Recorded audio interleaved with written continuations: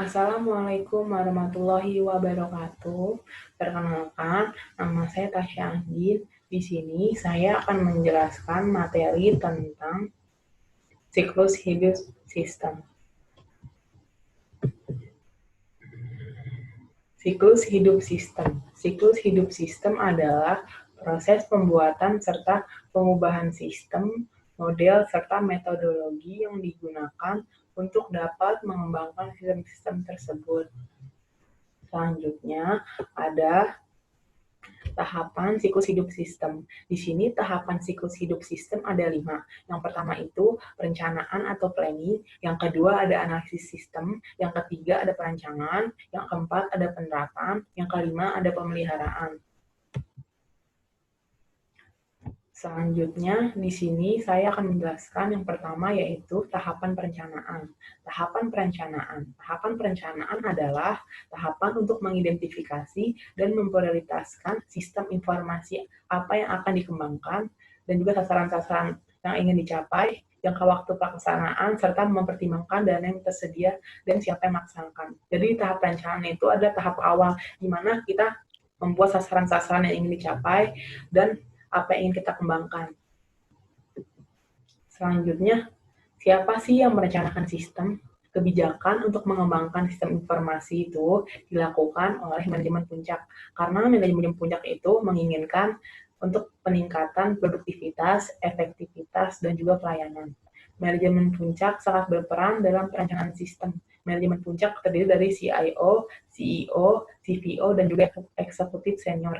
Jadi tujuan mereka itu ingin meningkatkan produktivitas dan juga efektivitas dan juga kualitas dari perusahaan tersebut, gitu, sistem tersebut. Lalu selanjutnya ada analisis sistem. Analisis sistem itu adalah studi kelayakan dilakukan untuk menentukan kemungkinan keberhasilan solusi yang diusulkan. Hasil dari analisis sistem apa sih? Hasilnya itu laporan yang dapat menggambarkan sistem yang telah dipelajari dan diketahui bentuk permasalahannya, serta rancangan sistem baru yang akan dibuat dan juga dikembangkan. Lalu, langkah-langkah analisis sistem. Langkah-langkah analisis sistem di sini ada 3. Yang pertama, mengidentifikasi penyebab masalah. Yang kedua, ada analisis sistem. Yang ketiga, analisis kebutuhan. Yang pertama itu kan mengidentifikasi penyebab masalah. Yang kedua, kita melakukan analisis sistem. Analisis sistem di sini yaitu mengidentifikasi solusi dari masalah. Jadi kan kita tadi sudah tahu penyebab dari masalahnya apa. Lalu di sini kita akan memberi solusi dari masalah tersebut. Lalu ada analisis kebutuhan. Analisis kebutuhan itu di sini kita mengidentifikasi data apa dan proses apa yang dibutuhkan pada sistem baru tersebut. Lalu menentukan kebutuhan fungsional dan non-fungsional dari sistem baru tersebut. Lalu selanjutnya ada tahap rancangan. Tahap rancangan adalah memberikan gambaran tentang sistem informasi yang dibuat dengan lebih terinci. Contohnya itu seperti perancangan input-output, dialog layer, database, program, dan juga lainnya.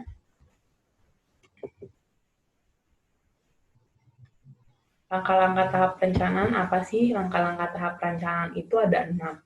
Yang pertama itu menyiapkan rancangan sistem, yang kedua itu mengidentifikasi berbagai alternatif konfigurasi sistem, yang ketiga mengevaluasi berbagai alternatif konfigurasi sistem, yang keempat itu ada memilih konfigurasi yang terbaik. Yang kelima, menyiapkan usulan penerapan, dan yang terakhir itu menyetujui atau menolak penerapan sistem tersebut. Selanjutnya ada tahap penerapan. Tahap penerapan itu apa sih? Tahap penerapan itu adalah kegiatan memperoleh dan juga mengintegrasikan sumber daya fisik dan juga konseptual yang menghasilkan suatu sistem yang bekerja.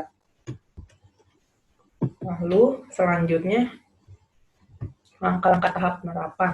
Langkah-langkah tahap penerapan itu ada 4. Yang pertama itu pemrograman dan pengujian. Yang kedua itu ada instalasi perangkat keras dan juga perangkat lunak. Yang ketiga itu ada pelatihan kepada pemakai. Dan juga yang terakhir adalah pembuat dokumentasi dan juga konversi. Lalu ada pemeliharaan sistem. Pemeliharaan sistem itu setelah sistem berjalan sepenuhnya menggantikan sistem yang lama, sistem itu harus dipelihara. Kenapa sih sistem itu harus dipelihara dan juga diawasi?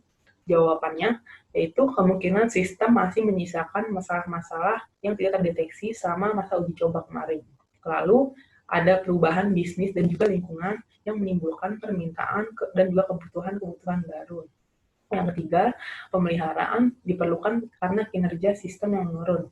Jadi pemeliharaan sistem itu sangat penting untuk tetap menjaga agar berjalan dengan baik.